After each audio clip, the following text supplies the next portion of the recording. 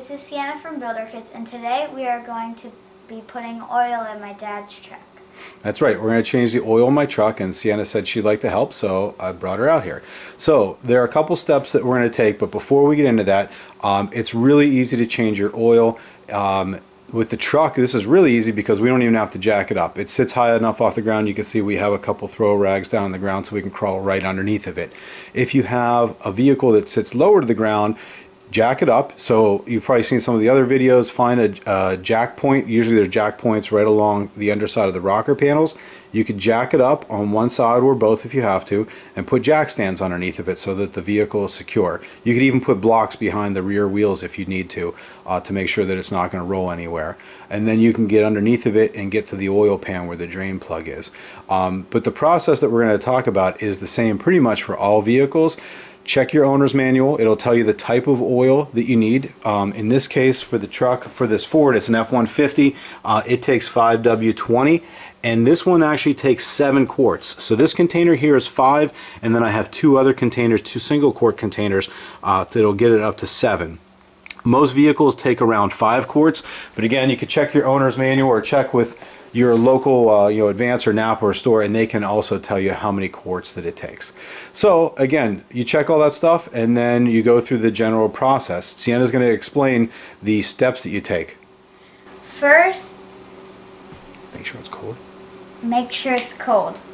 Then you have to take the lid off. Yep, I'll show you that. Yeah, make sure that the engine has been off for a while because you don't want the oil to be hot when it comes out because you could burn yourself. So just make sure that it's set for a while. And then a lot of most vehicles have a filler cap. So you can see this one looks like this.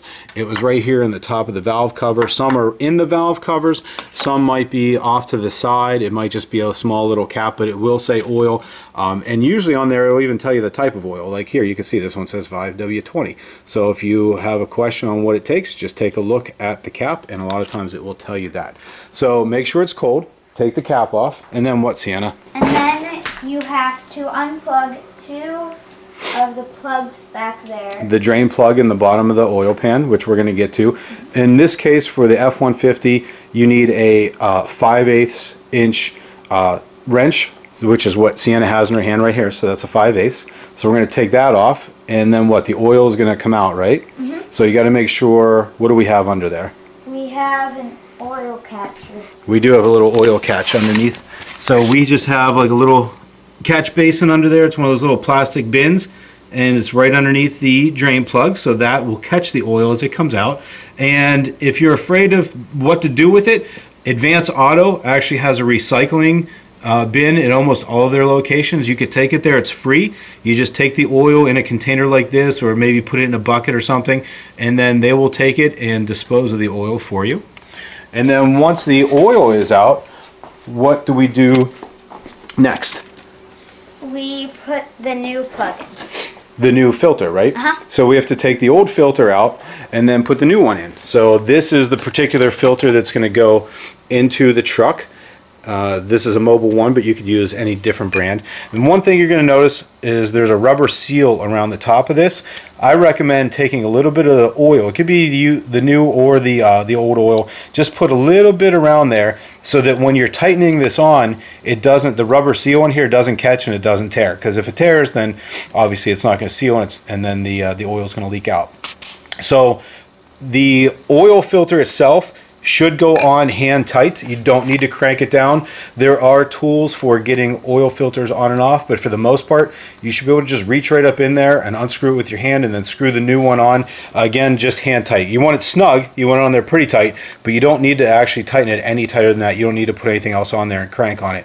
If for some reason you can't get the old one off with your hand, someone over tightened it, you can use an oil filter tool. There's like a lot of them have like a handle and then like a rubber loop that are adjustable that will grip around this, and then you can twist it to get it off. There are other ones that will fit, it's like a metal cap that will fit right on the outside edge of the filter, and then you could put a wrench in there or a ratchet in there and turn it to get it off. And if that doesn't work, if all else fails, tried and true, you don't want to do it if you don't have to, but you can take a screwdriver and poke it right through the center of it.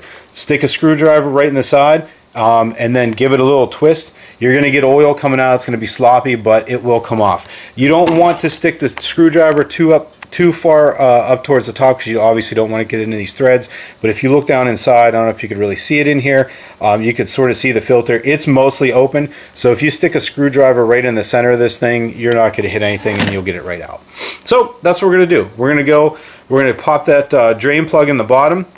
We're going to let the oil come out, and then we're going to take the filter off, and once that's done, we're going to reverse the order. We're going to put the drain plug back in, we're going to put the new filter in, and then we're going to add oil on the top. Once that's all done, we will start it up and let it flow, and then check the oil level, and we'll be good to go.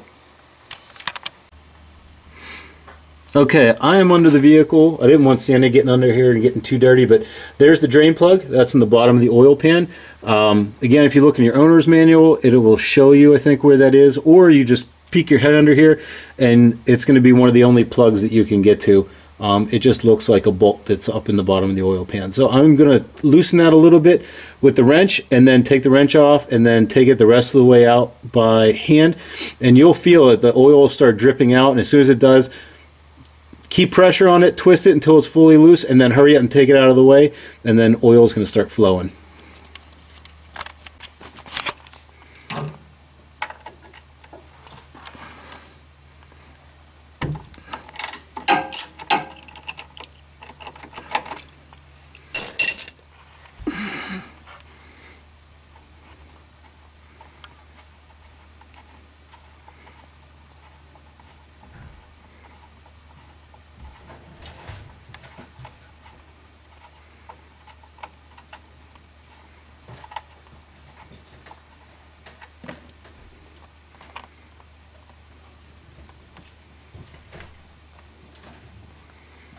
Okay, we got the oil drained out. Sienna is going to put the oil around the ring of that. Go ahead, Sienna.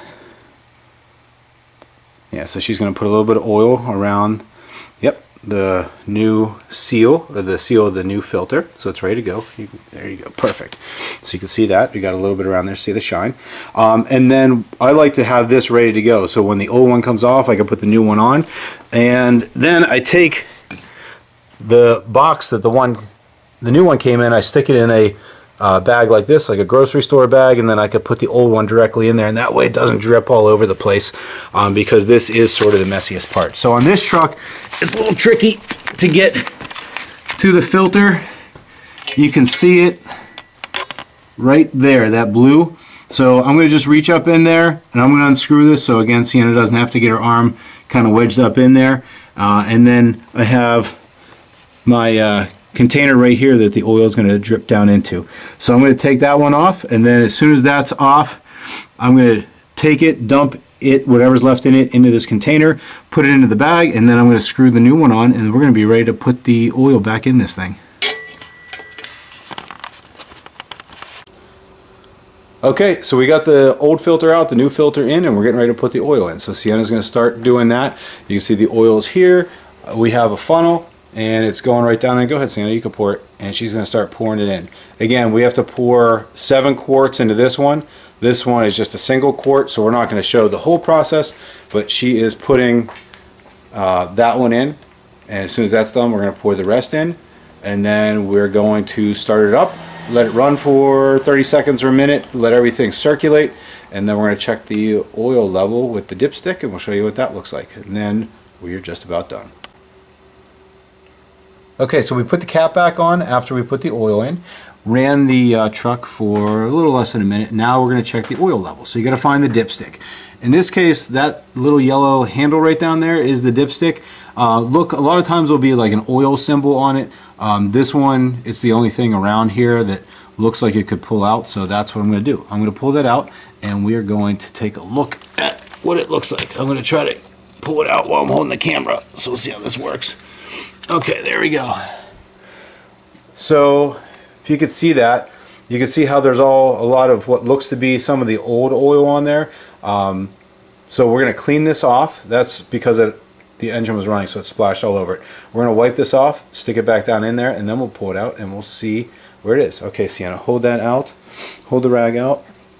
And then, yep, like that. And then we're going to pinch it and we're going to wipe it off. Okay, so we wiped it off clean. We're going to stick it back down in there. If I can get it, this is kind of an odd location for this one. Okay, it's down in there. I'm pulling it back out. And we're going to look at the end of it. Sorry, it's bouncing around a lot. And this one, whoops, sorry, is right there. So you can see some little hash marks right there.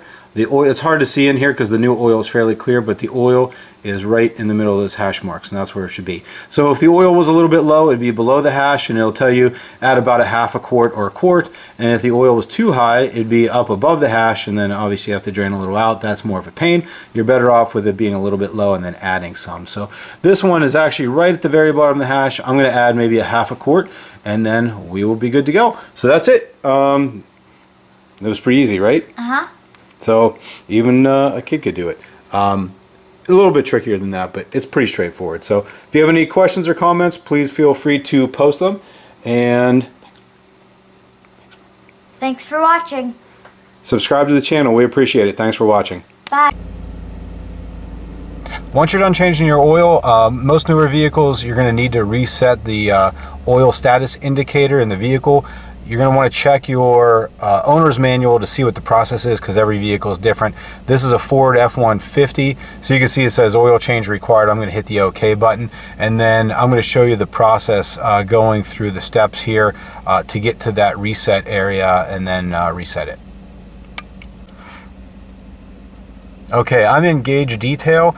I'm using the controllers on the steering wheel. I'm going to go down to settings, and then into settings, into vehicle, and then there should be, yep, oil life reset.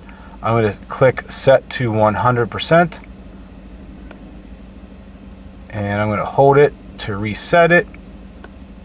Oil life set to 100%, and you're good to go. I'm going to get out of that and back up into the gauge mode, and I'm done. So that's how you do it. This is a 2012 F-150. I believe it's 2010 through 2014 or so. Should be the same. I would assume a lot of the other F-150s are about the same.